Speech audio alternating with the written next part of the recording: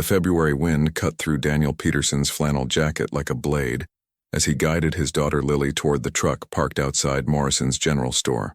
At 7 years old, she was bundled in a puffy pink coat, her mittened hand clutching a bag of groceries. "Careful with the eggs, sweetheart," Daniel said, his breath forming white clouds in the frigid air. Lily nodded solemnly. Daniel smiled despite the cold. These small moments had become the scaffolding of his entire existence since Claire died 3 years ago.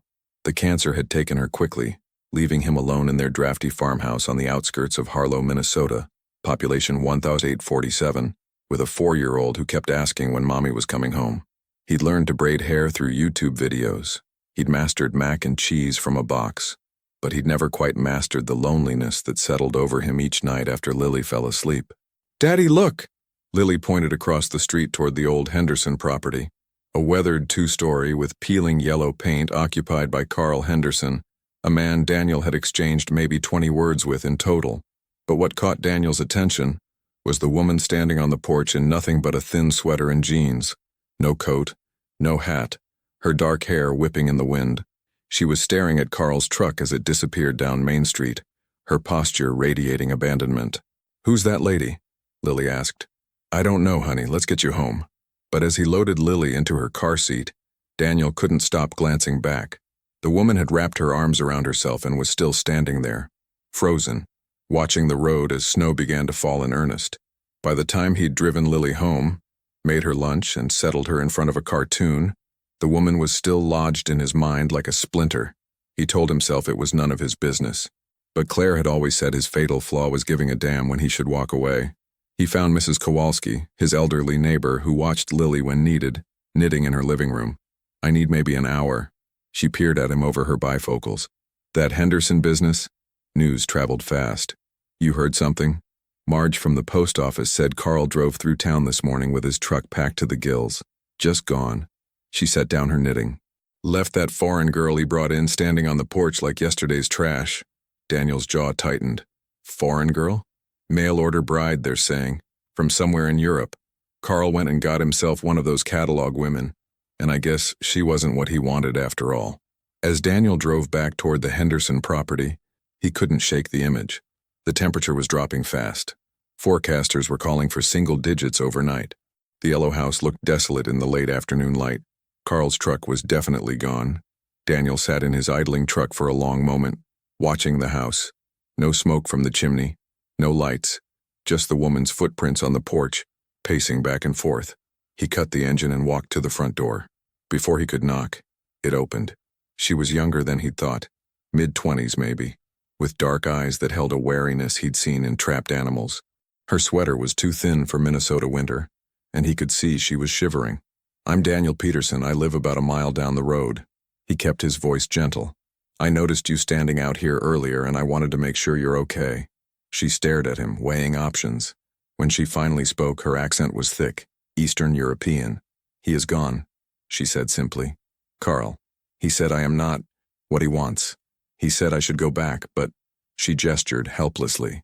"I have nowhere to go back to." Daniel's heart sank. "What's your name?" "Elena. Elena Volkov." "Elena, do you have any family here? Friends?" She shook her head. "Only Carl. And now no Carl." The wind picked up, howling around the corners. Daniel made a decision that terrified him. "You can't stay here without heat. I have a guest room. It's small, but it's warm. Just until you figure things out." Elena's eyes widened. "You do not know me." "No, ma'am, I don't. But I can't leave you here to die of cold either. My daughter's at home, Lily, she's 7, just temporary. Just until you get your bearings." He watched her process this. Finally, she nodded. "Okay, thank you. I will not be trouble." Inside, the Henderson house was bare and cold. Elena's belongings fit into a single worn suitcase. Some clothes, a few books in Cyrillic script, a framed photograph of an elderly woman, the sum total of her life in America. As they drove to his farmhouse, Elena sat perfectly still, hands folded in her lap, staring out at the endless white fields. "I know this is all very strange," he said quietly, "but you're safe. I promise you that." She turned to look at him, studying his face. "Why do you help me? You do not know if I am a good person. I guess I'm choosing to believe you are." Something shifted in her expression. "In my country we have saying, A kind heart is worth more than gold. You have kind heart, I think. Or I'm just a fool who can't mind his own business. This time she did smile, small and sad. Maybe both can be true. When they pulled up to his farmhouse, Lily's face appeared in the front window. Daniel saw Elena tense. That's Lily. She's everything to me. Her mom died when she was 4. Elena nodded slowly. I understand. You protect her. This is good. Mrs. Kowalski met them at the door, her expression hovering between curiosity and disapproval. Daniel made quick introductions and ushered Elena inside. Lily stood in the hallway studying Elena. You talk funny. Lily, Daniel said sharply, but Elena laughed. Yes, I talk funny. I am from Ukraine. We talk different there. She crouched to Lily's level. Your daddy says you are 7 years old. Where's your mommy? Lily asked. The light went out of Elena's eyes. She is gone. Like your mommy is gone. Lily considered this, then took Elena's hand. It's okay. Daddy says mommy's in heaven watching us. Maybe your mommy's watching you too. Daniel watched Elena's throat work as she swallowed hard. Maybe so, little one. That night, after he'd shown Elena the guest room and put Lily to bed, Daniel sat alone in his kitchen nursing a beer and wondering what he'd just done. He'd brought a complete stranger into his home. A foreign woman with no legal status, no connections, no resources. But when he'd seen her on that porch, something in him had recognized something in her. The same lost look he'd seen in his own mirror for 3 years. Maybe Mrs. Kowalski was right. Maybe he was a fool. But as he heard the soft sound of Elena's door closing upstairs, Daniel thought maybe being a fool wasn't the worst thing a man could be. Outside, the snow continued to fall, blanketing Harlow in white silence, covering all the tracks that led to this moment, this fragile arrangement between 2 broken people who'd just agreed to trust each other. Neither of them knew it yet, but that trust would be tested in ways neither could imagine. The first week passed in a careful dance of boundaries. Elena moved through Daniel's house like a ghost, trying to take up as little space as possible.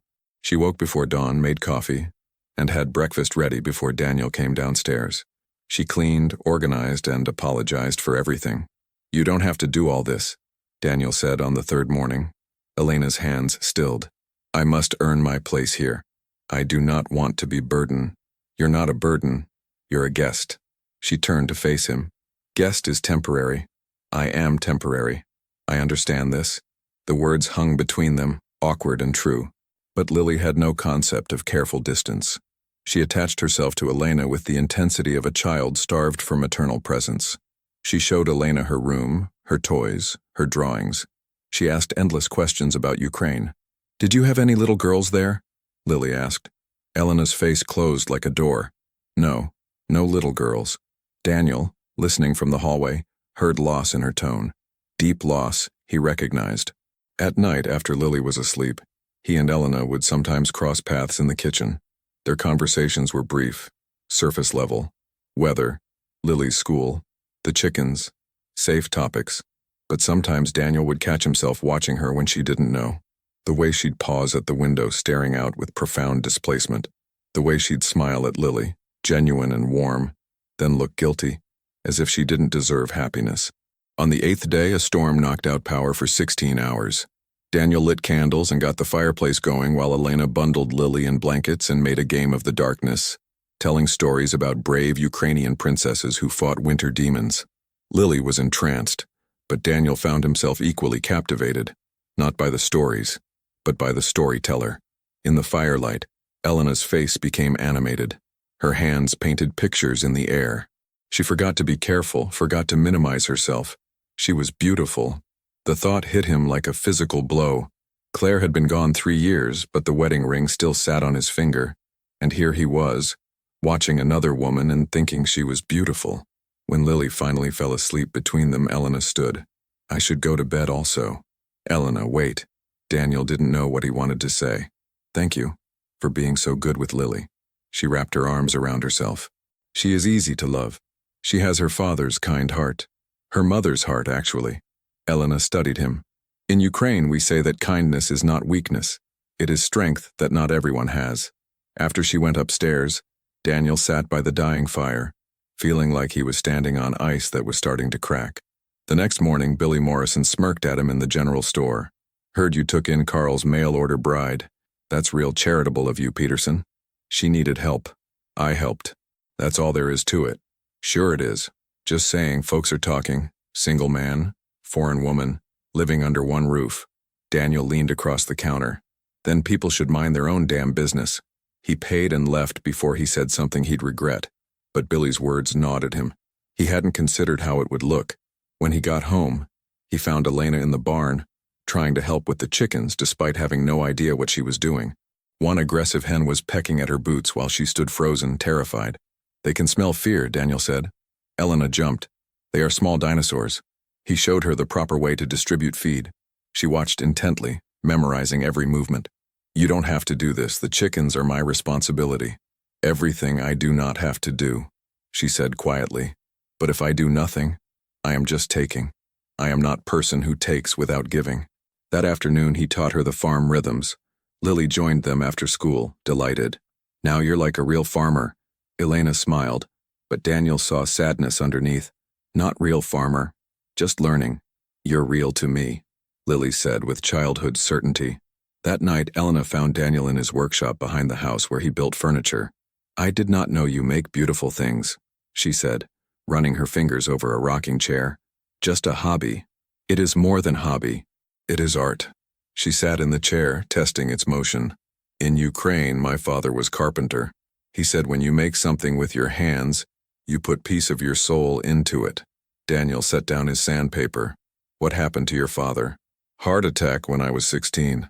My mother died 2 years later. Cancer. After that, I was alone. Her voice turned bitter.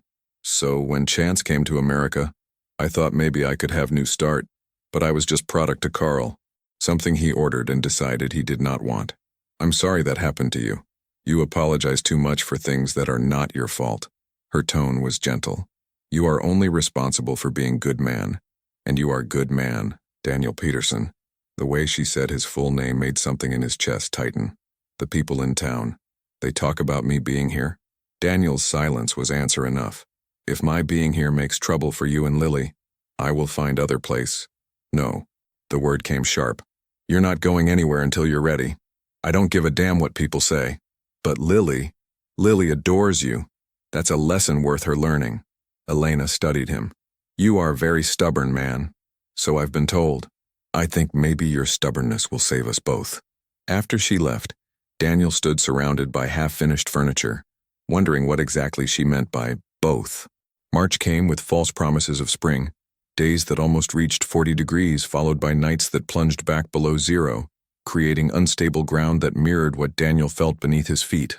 Elena had been living with them for 5 weeks. 5 weeks of careful routines that were becoming harder to maintain, because something was shifting. Elena's hand brushing his when she handed him coffee. The way her eyes would find his across the dinner table when Lily said something funny. The sound of her humming Ukrainian songs while folding laundry. And then there was the night Lily had a nightmare. Daniel woke to his daughter's screams at 2 a.m., heart racing as he stumbled down the hall. But Elena was already there, gathering the sobbing child into her arms and murmuring soft words in Ukrainian. Mama, Lily sobbed, half asleep. I want Mama. Daniel stood frozen, watching Elena rock his daughter, tears streaming down Elena's face as she whispered, I know, little one, I know. It hurts when they leave, but you are not alone. She looked up and saw Daniel. Their eyes met over Lily's head, and something passed between them. Recognition of shared grief, shared loneliness, shared need. When Lily calmed and drifted back to sleep, Elena carefully tucked her in and stood wiping at her tears. I'm sorry, she whispered in the hallway. I heard her crying and don't apologize. You were exactly what she needed. They stood close, so close he could smell lavender soap. I had daughter once, Elena said, voice breaking. She would be 10 now if she had lived. Daniel's breath caught. Elena, she died when she was 2. Illness we could not afford to treat. Elena wrapped her arms around herself. After she died, I think maybe I die too. But body keeps living even when heart is gone. So when Carl's message came, it seemed like chance to feel alive again. But I was just running from grief. Without thinking, Daniel pulled her into his arms. She stiffened, then collapsed against him, shaking with sobs she'd held back for years. He held her while she cried, stroking her hair, murmuring comfort. When she pulled back, her face was blotchy and swollen and beautiful. "I should not have told you," she said. "Now you will look at me with pity. It's not pity, it's understanding. I know what it's like to lose someone you built your whole world around." She nodded, searching his face. "Yes, you understand. This is why I can breathe here." They stood there, the air between them electric. "I should go back to bed," Elena finally said. "Yeah, me too." But neither moved. Elena finally stepped back. "Good night, Daniel." He listened to her door close, then lay awake until dawn, staring at the ceiling and feeling his wedding ring like a brand on his finger. The next morning, his truck wouldn't start. Elena offered to walk Lily to school. "It's a mile and a half," Daniel protested. "In Ukraine, we walk much farther in worse cold." He watched them go, Lily chattering while Elena listened, and felt something dangerous bloom in his chest. It looked too much like family. While they were gone, Mrs. Kowalski appeared with a casserole. "I'm worried about you, Daniel. This situation with that girl, her name is Elena. People are talking, and I'm not saying that's wrong. You're allowed to move on. But that girl has no legal status. If immigration finds out, I'm handling it." "How? Have you talked to a lawyer?" The truth was he hadn't. He'd been avoiding the question of Elena's legal status. "I'll figure it out." After she left, Daniel forced himself to face reality. Elena couldn't stay in legal limbo.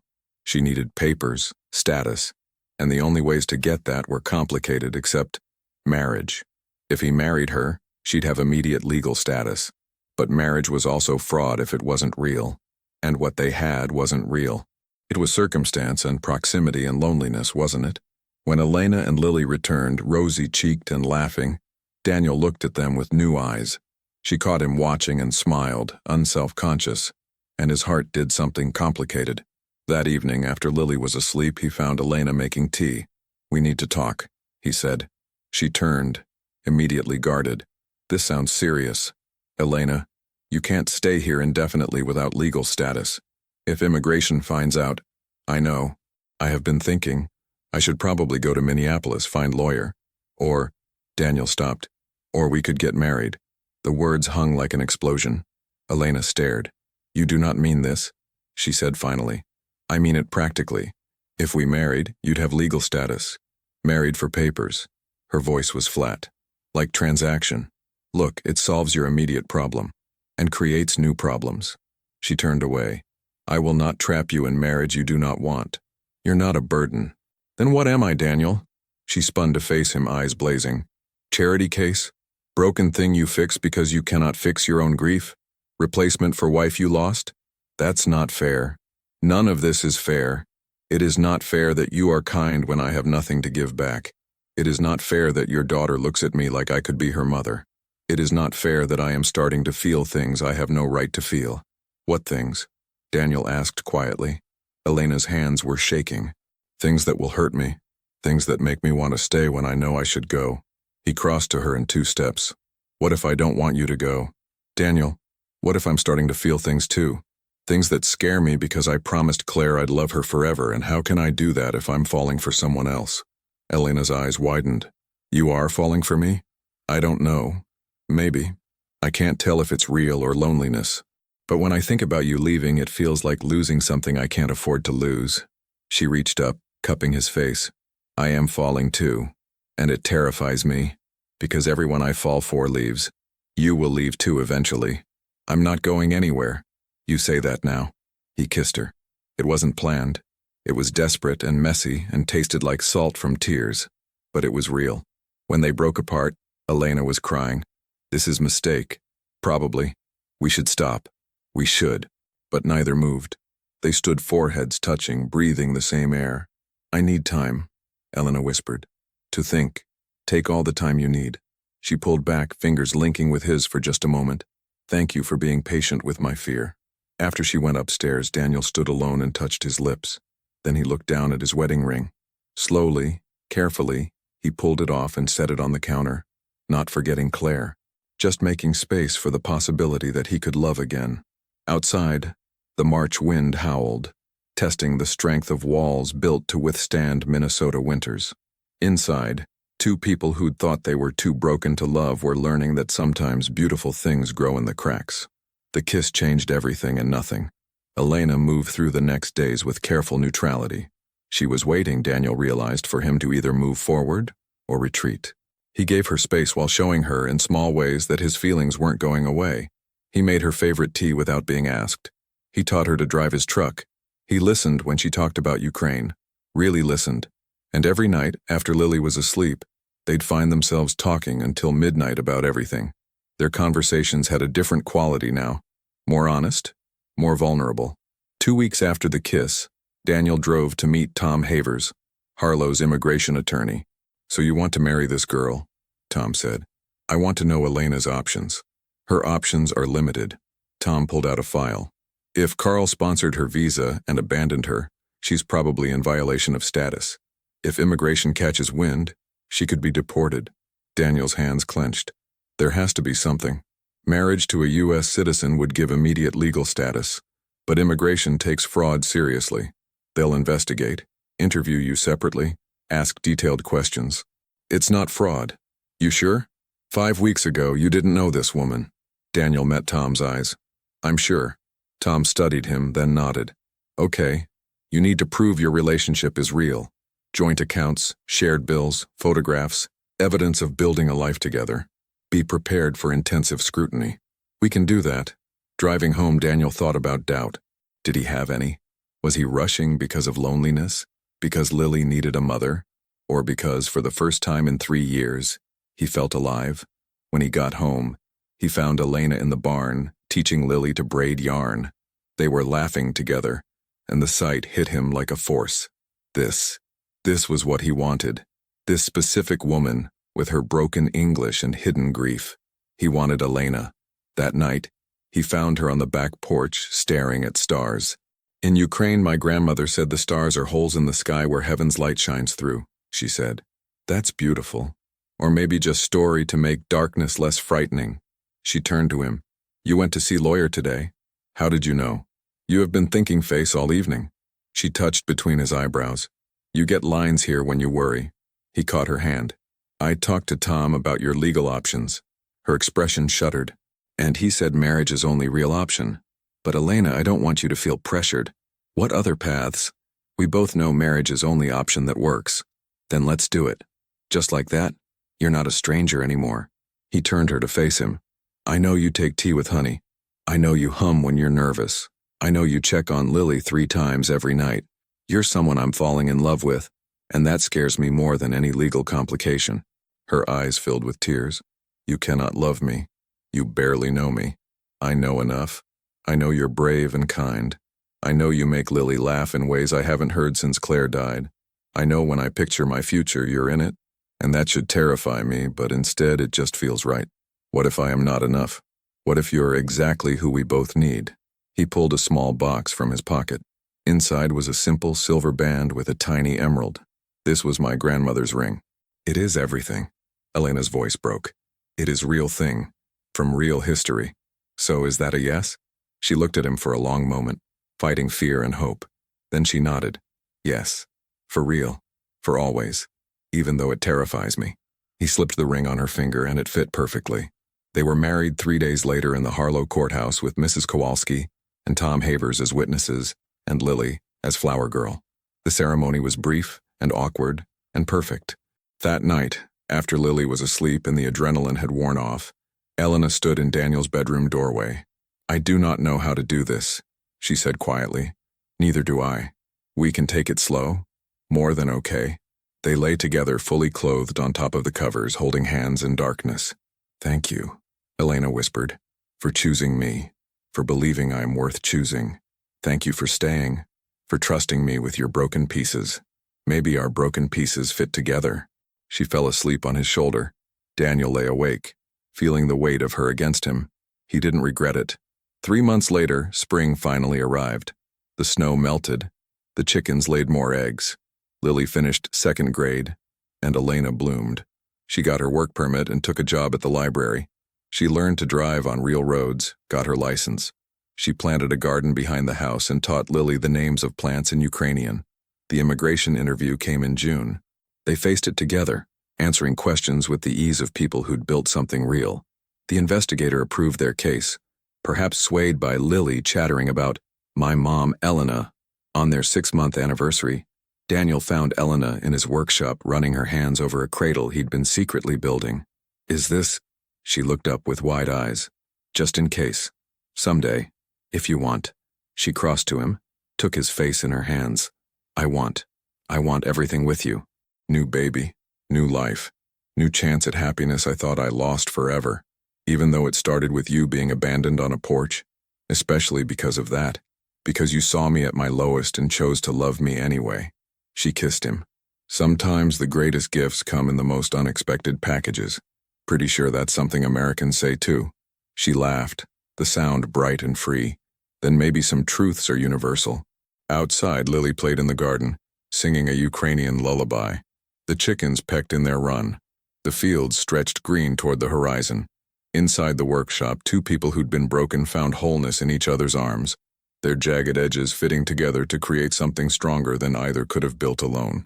Daniel had thought he was saving Elena that February day, but the truth was, she'd saved him right back. And in a quiet rural town in Minnesota, where long winters made everything either impossible or inevitable, they built a life that was real and messy and beautiful, and theirs, together.